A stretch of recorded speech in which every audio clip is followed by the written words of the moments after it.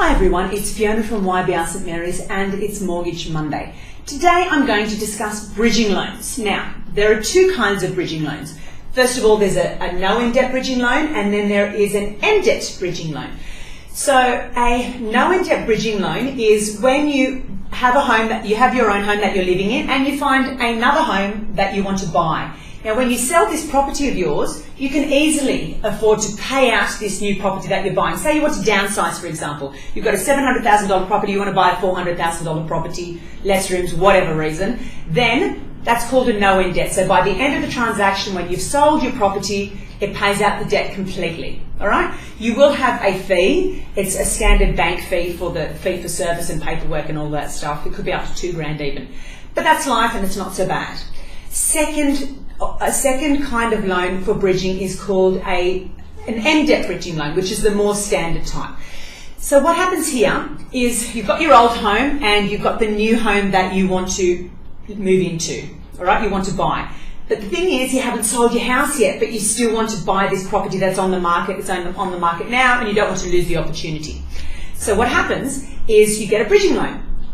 So what happens is the bank that's doing the bridging loan for you refinances this property, takes the equity from this property to pay for the deposit for your new one, and waits for this property to be sold.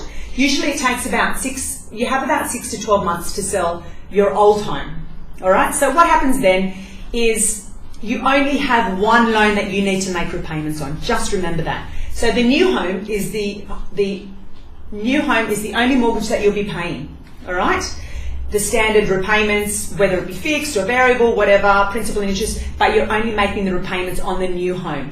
Because what happens with the old home, it changes to interest only and no repayments are required by you at all, okay? It just sits there and adds on to the actual debt of the mortgage. So when this house is sold, if it's sold higher than what you thought it would be sold for, then it moves across to your existing mortgage and the mortgage comes down. Vice versa, if it's sold for a little bit less, your mortgage goes up a little bit. But the bank's sort of taken that into account at the beginning anyway.